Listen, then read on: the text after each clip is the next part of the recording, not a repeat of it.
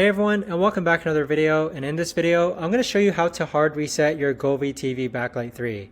Now this video is going to be particularly useful for individuals. Let's say that your Govee TV Backlight 3 is no longer working.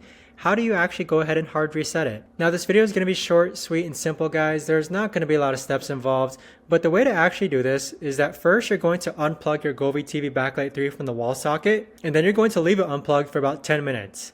After 10 minutes, you want to plug it back in and then see if the issue is still there.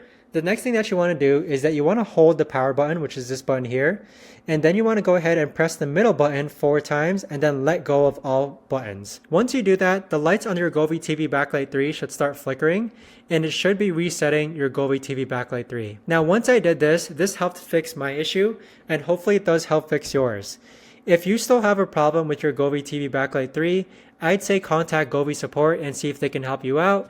But that right there, guys, is the best and easiest way that I know of to actually go ahead and hard reset your Govee TV Backlight 3.